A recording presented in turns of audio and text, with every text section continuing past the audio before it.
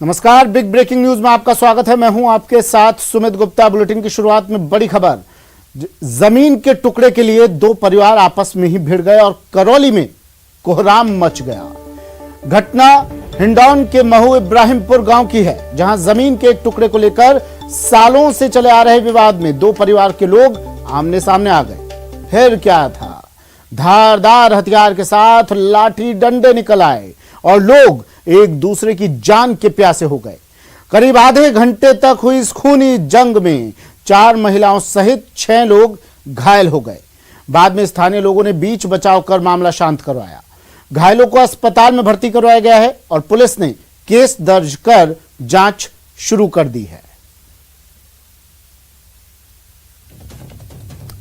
तो जमीन के लिए जंग, दो परिवार के लोग आपस में ही भिड़ गए और कई लोग इसमें घायल हो गए। जमीन के टुकड़े के लिए लाठी डंडे और धारदार हथियार निकाल लिए गए।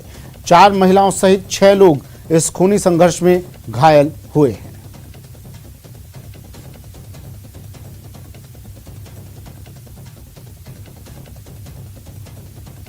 चलिए सीधा लिए चलते हैं अब आपको। विपक्ष पैदल मार्च निकाल रहा है विजय चौक तक। ये पैदल मार्च संसद से सत्र खत्म और अब सड़क पर विपक्ष। संसद में हंगामा। अब संसद सत्र जब खत्म हो गया है, अनिश्चित काल के लिए स्थगित कर दिया गया है, तो सड़क ही सही, संसद नहीं तो सड़क ही सही। हंगामा लेकिन जारी रहना चाहिए और विपक्ष अब सड़कों पर उतर आया है, आवाज उठा रहा है, किसानों की बात कर रहा है। और इसका एक नज़ारा आपने परसों संसद में भी देखा, सदन में भी देखा, किस तरह से पर्चे फाड़े गए, किस तरह से टेबलों पर चढ़ा गया, किस तरह से हंगामा किया गया। और आज विपक्ष सड़कों पर विजय चौक तक ये पैदल मार्च निकाला जा रहा है। राहुल गांधी आपको दिखाई दे रहे होंगे, आजकल हर प्रदर्शन में राहुल गांधी नजर आ रहे हैं, कभी ट्रैक्टर पर तो कभी साइकिल पर और आज पैदल। महंगाई को लेकर, किसानों को लेकर और तमाम मुद्दों को लेकर, पेगासस को लेकर विपक्ष मोर्चा खोले हुए है, सत्ता पक्ष को घेर रहा है। सदन को अनिश्चित काल के लिए स्थगित किया गया है, तो अब विपक्ष सड़कों पर उतर आया है, लेकिन आवाज बुलंद कर रहा है अपनी और कोई मौका छोड़ना नहीं चाहता है, हाथ से जाने नहीं देना चाहता है सत्ता पक्ष को घेरने का। फिलहाल ये तस्वीरें देखिए, 2 तस्वीरें टीवी स्क्रीन पर। दिल्ली से ये सीधी तस्वीरें आपको दिखा रहे हैं। बड़ी संख्या में कांग्रेस कार्यकर्ता, कांग्रेसी इस पैदल मार्च में राहुल गांधी की अगुवाई में चल रहे हैं।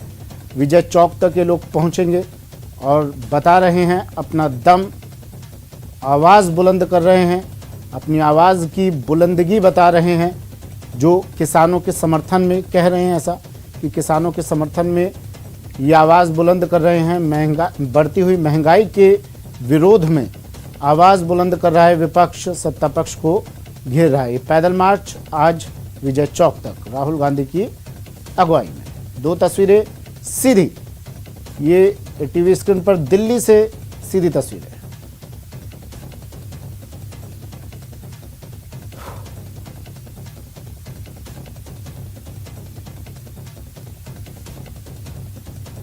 तो संसद से लेकर ये पैदल मार्च शुरू हुआ विजय चौक तक। विजय चौक तक पैदल मार्च चलेगा और विजय की अपनी इस जो मांग उठा रहा है विपक्ष, उसमें इन्हें विजय मिले, इसलिए विजय चौक तक ये लोग जा रहे हैं। दिल्ली से ये सीधी तस्वीरें आपको हम दिखा रहे हैं। 15 विपक्षी दल इसमें शामिल हैं। राहुल गांधी भी मौजूद हैं यहाँ पर। तमाम विपक्षी दलों के नेता इस पैदल मार्च में मौजूद। बड़ी खबर है इस वक्त की, आज की। विपक्ष लगातार हंगामा उसने सदन में किया, हालांकि सत्ता पक्ष ने खुद, प्रधानमंत्री नरेंद्र मोदी ने अपील की थी सदन शुरू होने से ठीक पहले। सदन के बाहर से आपको याद होंगी वो तस्वीरें भी, बरसात हो रही थी, प्रधानमंत्री नरेंद्र मोदी पत्रकारों के सामने आए और अपील की कि भाई विपक्ष से कि सदन को चलने दें, आपके जो भी सवाल होंगे हम उसका जवाब देंगे, आप सवाल उठाइए, सवाल पूछिए, लेकिन बस सदन चलने दीजिए। जनता की गाढ़ी कमाई से इन सांसदों को तनख्वाह मिलती है, जो टैक्स हम लोग देते हैं, और सदन में ये लोग मौजूद रहते हैं उसी जनता की आवाज़ उठाने के लिए। लेकिन बार बार अपील के बावजूद आवाज़ उठाई गई, ठीक है, लेकिन हंगामा भी साथ में किया गया। रूल बुक चेयर पर फेंकी गई, उसके बाद टेबल पर चढ़कर रूल बुक फेंकी गई, हंगामा किया गया ज़बरदस्त, पर्चे फाड़े गए वहाँ पर, और वो तस्वीरें जहन से अब सदियों तक निकल नहीं सकती है, जिस तरह का हंगामा सदन में हुआ। इसके बाद सदन को स्थगित किया गया और अब सड़क पर 15 विपक्षी दलों के ये नेता पैदल मार्च, सदन से विजय चौक तक विपक्ष का ये पैदल मार्च, बड़ी संख्या में कांग्रेसी नेता और विपक्षी दलों के नेता इसमें शामिल। ये देखिए, अब शायद पत्रकारों से बात करें राहुल गांधी, फोटो सेशन हो रहा है, पत्रकारों की जो रस्म अदायगी होती है, जो पत्रकारों से को अब पोज दिया जा रहा है। गनीमत है, सबके चेहरों पर मास्क है, ठीक है, अच्छी बात है, और लेकिन आवाज़ बुलंद कर रहा है विपक्ष। शायद यहाँ से अब राहुल गांधी पत्रकारों से बात करें, बताएं कि भाई क्या चाहता है विपक्ष। हालांकि हंगामे के ज़रिए बताने की कोशिश की गई बार बार, लेकिन अब जब सदन खत्म तो रास्ता क्या, रास्ता बचा रास्ते पर आना। रास्ते पर आ गया है, मतलब सड़क पर आ गया है विपक्ष, और सड़क पर आकर प्रदर्शन ये किया जा रहा है। तमाम नेता कांग्रेस के दिखाई दे रहे हैं आपको, मल्लिकार्जुन खड़गे, राहुल गांधी, और चेहरों पर मास्क होते हैं तो थोड़ी मुश्किल होती है पहचानने में, लेकिन ये इन नेताओं को देखिए, सिर्फ कांग्रेस नहीं है, 15 विपक्षी दल के नेता इस मार्च में शामिल हैं।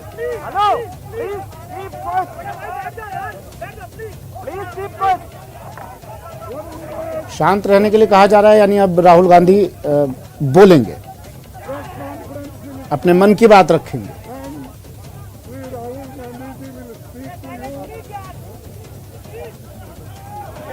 And all other opposition leaders are also here. They will address you. They will tell the future course of action and also all the issues which are raised in Parliament, outside the Parliament.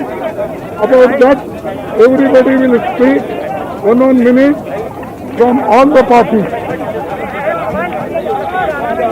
Thank you. Can we have some silence, please?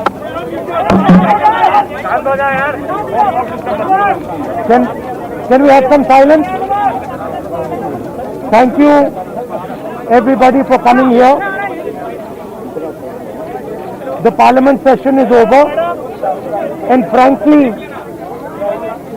as far as 60% of the country is concerned, there has been no parliament session, because the voice of 60% of this country has been crushed, humiliated, and yesterday in the Rajya Sabha physically beaten. We raised the issue of Pegasus. We asked the government to debate Pegasus.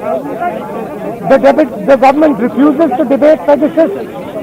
We raised the issue of farmers outside Parliament because we cannot raise it inside Parliament.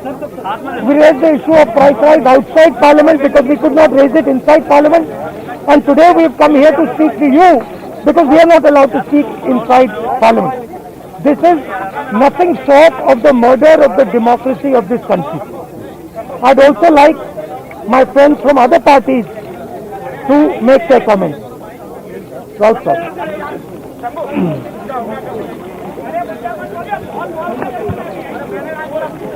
देखिए,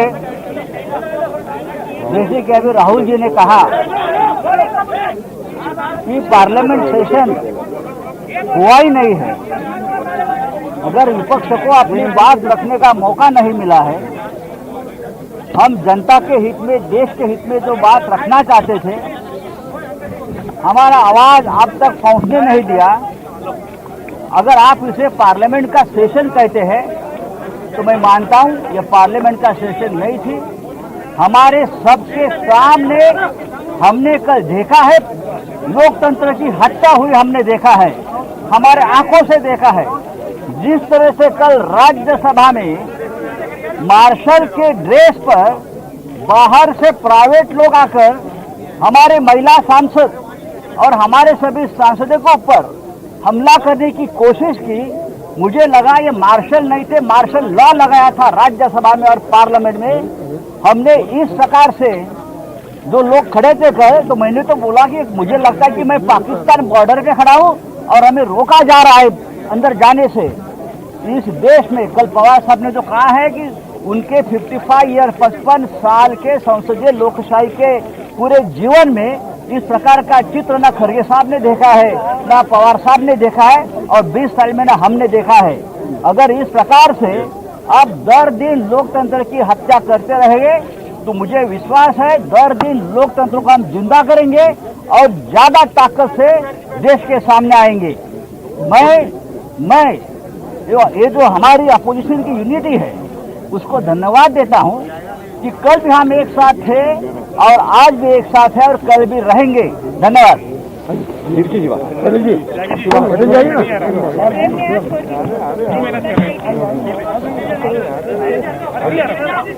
See, in more than 2 decades of experience in Parliament, we have never witnessed what we experienced yesterday in the Rajya Sabha. The opposition, as the voice of the people, raised very important issues, the Pegasus, farmers issue and the price rise to be discussed. Government never considered to any one of our demands. Above all, yesterday, the General Insurance Business Amendment Bill is very important, in which the government is attempting to dilute the shares of the government and sell it to the private companies. Lakhs of employees are agitating, crores of policyholders are affected. So we just suggested that it should be referred to a select committee. Even that they didn't relent, they didn't concede. They were trying to push what all they wanted. They passed 35 bills, and yesterday in the din they wanted to pass the insurance bill. When the members agitated, force was exerted upon them. Literally 2 women MPs were dragged in the pathway, and all our efforts to resist the government not to bring the bill for discussion was futile. But all the TVs, Rajya Sabha TV has been blacked out. What happens on the opposition benches never goes to the people. So we have come to you, through you only, we can make to the people, take to the people, clear our stand that all of us are united. All the opposition parties in this country are now united against this authoritarian government who are rigid, where the parliament is in peril, the democracy is in peril, and no democracy is allowed to the opposition members. So we are all united, come here. तो सड़क से अब विजय चौक तक की यात्रा विपक्ष की। बढ़ते हैं अगली खबर की ओर। अगर आप राजसमंद की सड़कों पर चल रहे हैं तो पूरी तरह होशियार और खबरदार रहिए, क्योंकि यहां सड़कों पर मौत दौड़ रही है। ऐसे में जरा सी असावधानी आपकी जान पर भारी पड़ सकती है। यकीन ना हो तो सड़क पर दौड़ते डंपर और ट्रैक्टरों पर लदे पत्थरों के इन पहाड़ों को देख लीजिए। इनको देखकर किसी के भी होश फाख्ता होना लाजमी है। सड़कों पर इन पत्थरों से लदे वाहनों के पीछे चलने वाले छोटे वाहन चालकों को हर पल किसी हादसे का अंदेशा बना रहता है। राजसमंद जिले की सड़कों पर यह नजारा और हादसे अब आम बात सी हो गई है। मार्बल खदानों से पत्थर लेकर ट्रैक्टर और डंपर अपनी क्षमता से 2 से 3 गुना अधिक पत्थर लेकर परिवहन करते हैं। कुछ पैसों के लालच में चालक खुद की और कई राहगीरों की जान खतरे में डालकर रोजाना सफर करते हैं, जिन्हें रोकने में परिवहन विभाग भी नाकाम साबित हो रहा है। विभाग द्वारा ऐसे वाहनों के खिलाफ कार्रवाई की जा रही है जो ओवरलोड हैं, और वर्तमान में परिवहन विभाग द्वारा समस्त राजस्थान में ई रवाना के आधार पे जो ओवरलोड के ऑनलाइन चालान जनरेट किए जा रहे हैं, जिससे कि उनके वाहन ऑटोमेटिक सर्वर पे ब्लैकलिस्टेड हो जाते हैं और उनको ओवरलोड का जुर्माना भरना पड़ता है। इस प्रक्रिया के पश्चात ओवरलोड में 95% तक की कमी आई है। सिरोही के पिंडवाड़ा में रफ्तार का कहर देखने को मिला, जहां उडवारिया टोल बूथ पर खड़े एक ट्रक को दूसरे ट्रक ने पीछे से जोरदार टक्कर मार दी। टक्कर इतनी जबरदस्त थी कि ट्रक के केबिन में बैठे 3 लोग फंस गए, जिन्हें घंटों की मशक्कत के बाद बाहर निकाला गया और गंभीर हालत में स्वरूपगंज से सरकारी अस्पताल में भर्ती करवाया गया।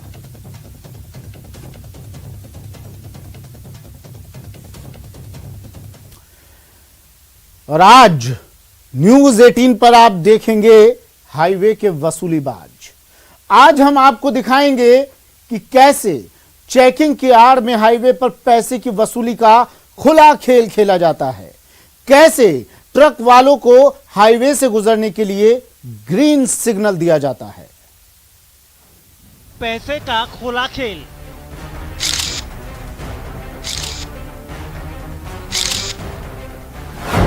पहले पैसे फिर पास। हाथ दिया वसूल किया।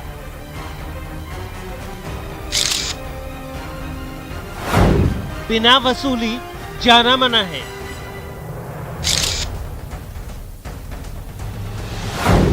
हाईवे के वसूलीबाज।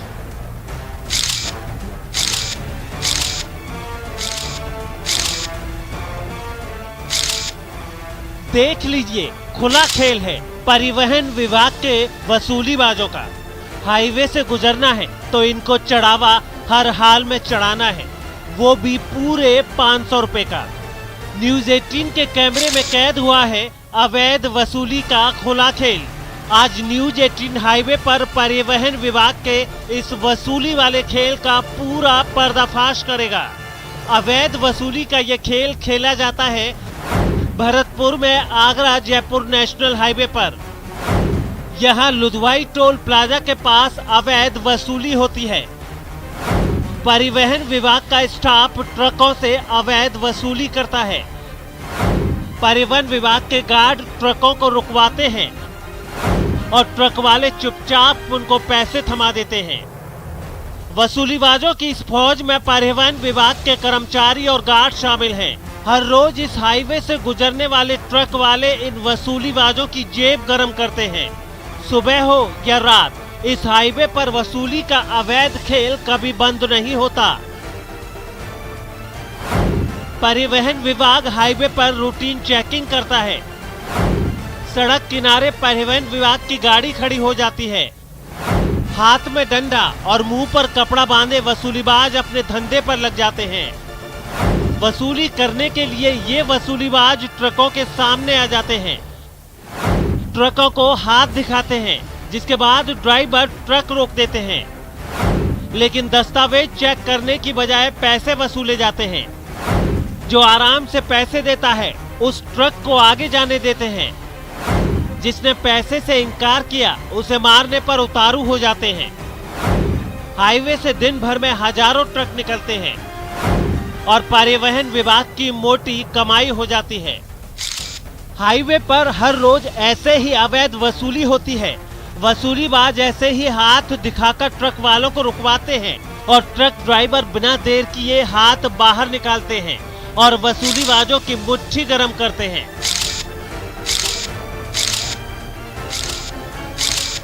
और पैसा मिलते ही ये गार्ड ट्रक वालों को आगे बढ़ने का ग्रीन सिग्नल देते हैं। सब कुछ साफ साफ है, लेकिन पूछने पर वसूली वाले खेल से परिवहन विभाग खुद को बेखबर बता रहा है। ओवरलोडिंग की कार्रवाई और दस्तावेजों की चेकिंग की सफाई दी गई। जांच का जुमला भी उछाला गया, लेकिन बड़ा सवाल यही है, क्या वाकई परिवहन विभाग के अधिकारी अवैध वसूली से अनजान हैं? क्या वसूली वाले खेल में सिर्फ निरीक्षक और गार्ड ही शामिल हैं? भरतपुर से दीपक पुरी की रिपोर्ट। खबर धौलपुर से है। धौलपुर में ट्रैक्टर समेत 2 लोग बह गए। एक व्यक्ति का शव मिला है, दूसरे व्यक्ति की तलाश जारी है। क्रेन की मदद से ट्रैक्टर को भी निकाल लिया गया है। कल यह हादसा हुआ था। कल पार्वती नदी में ये लोग बहे थे। आज क्रेन की मदद से ट्रैक्टर को बाहर निकाला गया। बड़ी खबर भरतपुर से, धौलपुर से बड़ी खबर है। और हादसा हुआ, 2 लोग बह गए ट्रैक्टर समेत। एक का शव मिला है, दूसरे की तलाश जारी। धौलपुर से खबर। हरवीर धौलपुर से मेरे सहयोगी हमारे साथ फोनलाइन पर जुड़ गए हैं। हरवीर, किस तरह यह हादसा हुआ और जो दूसरा व्यक्ति जिसकी तलाश जारी है, सर्च ऑपरेशन कहां तक पहुंचा? मैं आपको बता दूं कि ये कल का मामला है, जहां पर ये सकवारा रपट को ये ट्रैक्टर से पार कर रहे थे। ये किसी अपने काम से मनिया जा रहे थे। तो इसके बाद में इनको सकवारा चौकी पर पुलिस ने रोकने की भी कोशिश की। ये बैरिकेडिंग तोड़कर ये चले आए हैं और इसमें ट्रैक्टर में ये 3 लोग सवार थे। इनमें से एक लोग तो तैरकर बाहर निकल गया और 2 लोग ट्रैक्टर के साथ ही इस नदी में चले गए। और उसके बाद में पुलिस प्रशासन को सूचना मिली, इस पर प्रशासन ने रेस्क्यू चलाया। उसके बाद देर शाम रेस्क्यू मतलब ये मिल नहीं पाए, तो देर शाम उसका रात हो गई, उसके कारण ये रेस्क्यू बंद कर दिया गया। उसके बाद में वह दोबारा से फिर रेस्क्यू चालू किया गया अतिरिक्त टीमों के साथ। और उसके बाद में अब जाके एक सबको बाहर निकाल लिया है और ट्रैक्टर ट्रॉली को बाहर निकाल लिया है। अभी दूसरे सबकी तलाश जारी है। जी सुमित, इस ट्रैक्टर मतलब आप बता रहे हैं कि बैरिकेडिंग तोड़कर जा रहे थे, ये पुलिस वालों ने रोका तो रुके नहीं। ये क्या पता चल पाया कुछ, ये लोग कहाँ जा रहे थे, कहाँ से आ रहे थे, ट्रैक्टर में क्या था? ये इनका ये गांव है, मंसूरपुर गांव है। ये गांव से मनिया जा रहे थे। बताया जा रहा है कि ये किसी पशु हाट से भैंस खरीदने के लिए जा रहे थे। तो वहां पर प्रशासन का कहना है कि बैरिकेडिंग लगी थी सकबारा चौकी पर, उसको ये तोड़ करके आए हैं। उसके बाद में इन्होंने रपट पार करने की कोशिश की है। उसके बाद में ये इस रपट के पानी में तेज बहाव में ये बह गए हैं और अभी ये दूसरे सबकी तलाश की जा रही है। प्रशासन मौके पर है। ठीक है, शुक्रिया हरवीर तमाम जानकारी के लिए। धौलपुर से सहयोगी हरवीर जुड़े। ये तस्वीरें धौलपुर की, जहां एक ट्रैक्टर बह गया, 3 लोग इसमें सवार थे, एक व्यक्ति तैरकर तभी बाहर निकल आया, एक का शव बरामद कर लिया गया है, दूसरे की तलाश जारी। खबर उदयपुर से है। उदयपुर में अतिक्रमण के खिलाफ कार्रवाई की गई। 4 दुकान और 2 मकानों को ध्वस्त किया गया। अतिक्रमण को ध्वस्त किया गया। छानी ग्राम पंचायत में कार्रवाई की गई है। नया गांव पंचायत समिति के विकास अधिकारी के आदेश पर यह कार्रवाई की गई। इस कार्रवाई का छानी गांव के सरपंच और अन्य जनप्रतिनिधियों द्वारा विरोध किया गया। दरअसल पंचायत द्वारा कुछ महीने पहले ही कोरम में निर्णय लेकर लोगों को पट्टे दिए थे। पंचायत समिति द्वारा निर्माण को अवैध मानते हुए ध्वस्त करने की कार्रवाई की गई।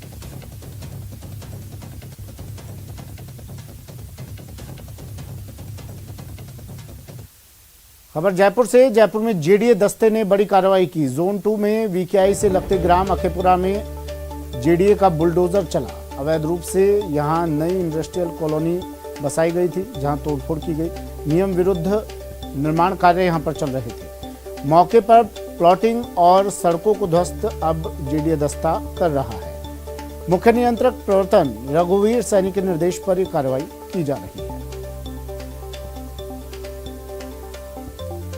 जेडीए दस्ते की बड़ी कार्रवाई। अखेपुरा में जेडीए का बुलडोजर चला। पीला पंजा जेडीए का। नई इंडस्ट्रियल कॉलोनी में ये कार्रवाई की जा रही है। अवैध रूप से यहाँ पर निर्माण कार्य चल रहे थे। सड़कों को ध्वस्त किया। प्लॉटिंग और सड़कें जो अवैध रूप से यहाँ पर कब्जा कर बनाई जा रही थी, उन्हें ध्वस्त किया।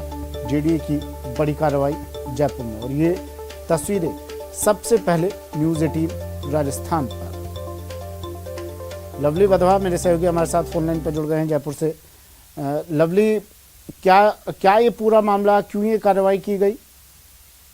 देखिए, जो वीकेआई के आसपास का जो इलाका है, ग्राम अखेपुरा का जो इलाका है, यहाँ पर बिना जेडीए की परमिशन के, बिना नियमों के विरुद्ध जो है जाकर के यहाँ पर कुछ डेवलपर्स के द्वारा इंडस्ट्रियल कॉलोनी जो है वो काटी जा रही थी, क्योंकि ये पूरा औद्योगिक क्षेत्र है और यहाँ पर औद्योगिक क्षेत्र के लिए प्लॉटिंग की काफी डिमांड जो है वो यहाँ पर रहती है। तो ऐसे में मौके का फायदा उठा करके यहाँ पर ये कॉलोनी काटी जा रही थी। लेकिन तत्काल जब 2 दिन बाद ही जब जेडीए को इस पूरे मामले की सूचना लगी, तो आज जेडीए के दस्ते ने नोटिस की कार्रवाई के बाद में यहाँ पर जो प्लॉटिंग की गई थी उन प्लॉट्स को तोड़ा जा रहा है। जो ग्रेवल सड़क बिछाई गई थी उस सड़क को तोड़ा जा रहा है।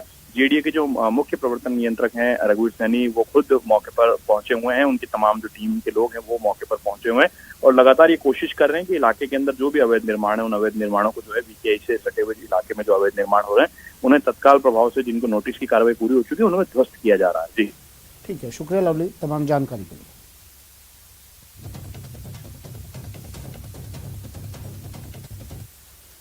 कोटा संभाग में भारी बारिश से हुए नुकसान के बाद केंद्र से अंतर मंत्रालय की टीम कोटा पहुंची है, जो बाढ़ प्रभावित क्षेत्रों का दौरा कर रही है। कोटा पहुंचते ही टीम के सदस्यों ने संभाग के प्रशासनिक अधिकारियों के साथ बैठक कर नुकसान के बारे में जानकारी जुटाई। 5 सदस्यीय टीम के सदस्य स्थानीय प्रशासनिक अधिकारियों के साथ 2 दिनों तक कोटा, बूंदी, बांरा और झालावाड़ क्षेत्र का जायजा लेंगे। लोकसभा स्पीकर ओम बिरला के निर्देश पर यह टीम कोटा पहुंची है।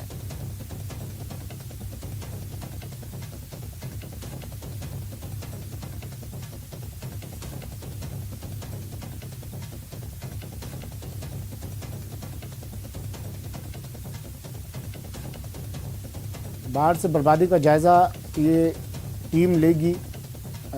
2 दल गठित किए गए हैं, एक कोटा का दौरा करेगी और एक झालावाड़ का। 2 दिनों तक ये 5 सदस्यीय टीम दौरा करेगी। कोटा केंद्रीय टीम आई है और कई लोग आए हैं, 2 दल इसमें अलग अलग बनाए गए हैं। कोटा में लोकसभा स्पीकर ओम बिरला के निर्देश पर ये टीम यहाँ भेजी गई है।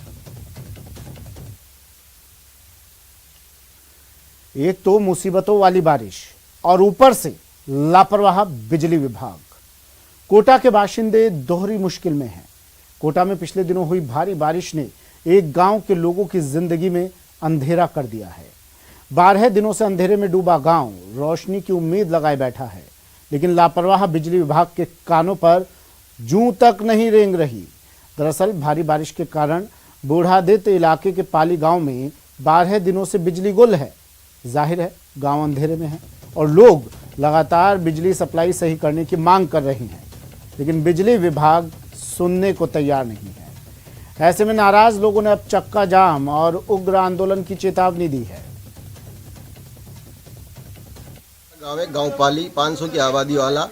उसमें 30 जुलाई से आज दिन तक लाइट नहीं है। 4-5 दिन तक तो अतिवृष्टि का बहाना बनाया, उसके बाद 2-3 दिन तक ऐसा कहा कि 33 केवी की पोल गिर गए, उसको लगाने में लगे रहे।